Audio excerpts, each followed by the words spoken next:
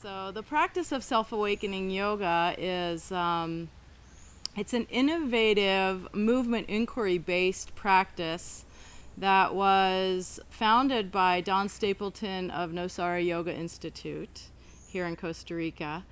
And it's a really basic way to loosen the tension in the body, especially in the shoulders, the hips, where the spine meets your skull and where the spine meets your pelvis. So the first movement inquiry is called heel rocking.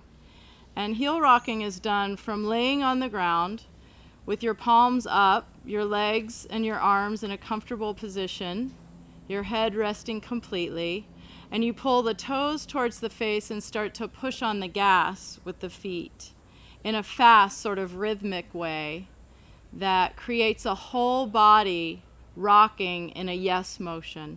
So even the movement of your ankles starts to translate to the head, and the head and the neck begin to rock in a yes motion. The next movement inquiry is the legs. So we'll start with the right leg and relaxing the body back to stillness from the heel rocking. Just begin to dribble the back of the right leg on the ground like you're dribbling a ball. And the whole back of the leg just releases into the ground as you dribble the leg. Flop, flop, flop, flop, flop. And then you let that come to rest. Bending the right knee up.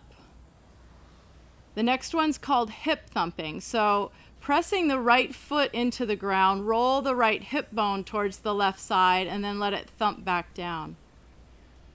Then the whole hip bone rolls away from the floor, and as it lands back down, you let it be heavy.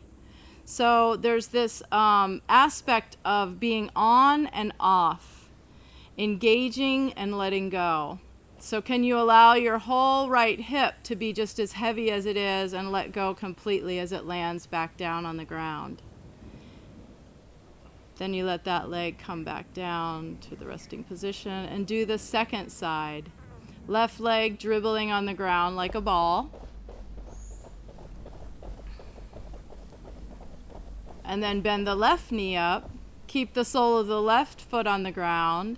And then take the whole left hip bone and roll it off of the ground and let it kerplunk and land back down. So you can inhale on and exhale, let go. So as your hip bone lands, just let any sound come through your exhale. Huh. And then let that leg do a couple more hip thumps and then bring that leg back down.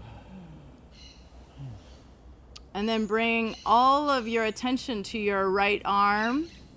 Bend the right arm and then flicker the wrist like you've got water on the ends of your fingers and you're just going to flicker your wrist.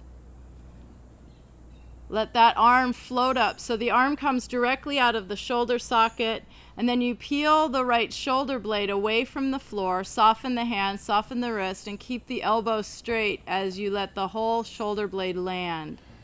Shoulder thumping. So similar to hip thumping, shoulder thumping is releasing the tension out of the back of the shoulder, the muscles between the shoulder blades, and also the top of the shoulders where it comes to the neck.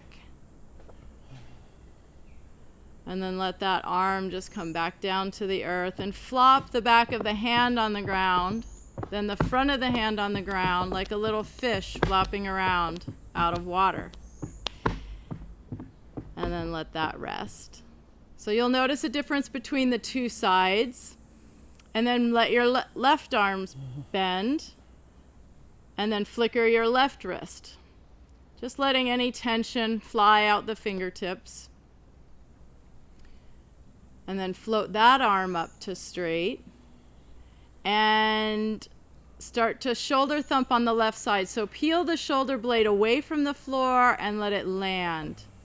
So this is on as you peel it away, and then this is off as you let it land. And the only thing you need to keep in mind is keeping the elbow straight so that you get more weight of the bone behind the shoulder thump.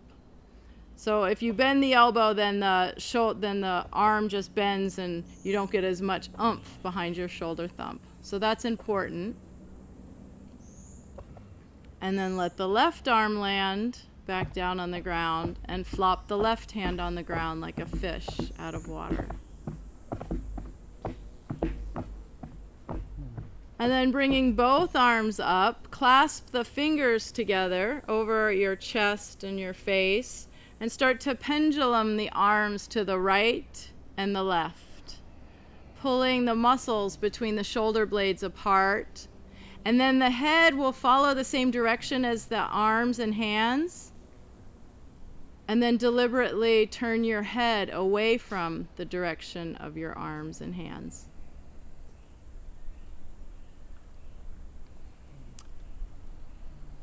And then relax the arms back down. And the last one is going to be sacrum tapping. So bend both knees, place 2 feet flat on the earth, and peel the pelvis away from the floor, and then start to lightly tap the pelvis on the ground, and figure out how much pressure you want to have as you tap the bones of the pelvis on the ground. So don't make it too hard, but don't do it too soft either. You want something, you want to feel something with that. And you can let some sound come through your breath as you tap your sacrum on the ground. This is a great way to release tension in the bones of the pelvis, where we tend to hold a lot of tension. And then relax the legs back down.